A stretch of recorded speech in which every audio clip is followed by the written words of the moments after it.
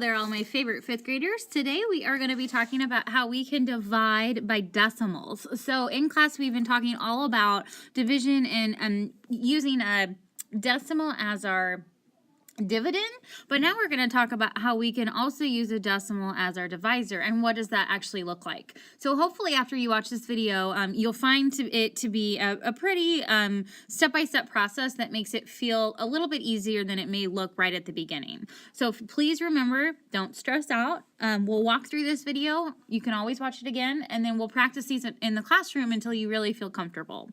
So let's go ahead and jump into our word problem. We have Aaron. And Aaron wants to buy some erasers for his pencils.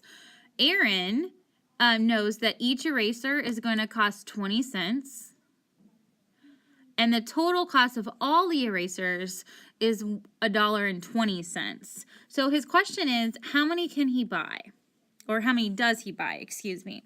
So we know the problem is saying my total cost was $1.20, and each eraser costs 20 cents. So how many did I actually buy? So let me walk you through the step-by-step process on how we're going to solve this problem.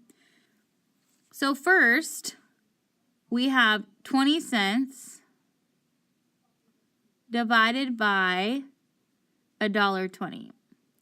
So when you have decimals in both your dividend and your divisor, we have to move the decimal in order for the problem to divide equally like we want it to.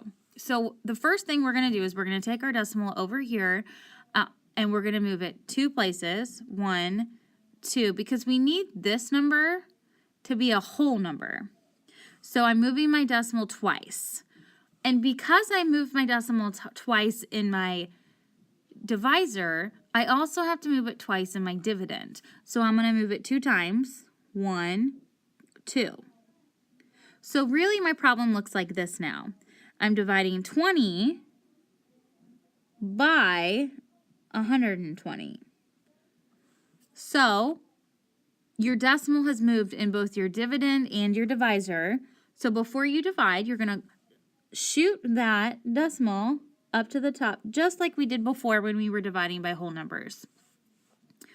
I know that 2 can go into 12 6 times, so I'm pretty sure 20 can go into 120 6 times.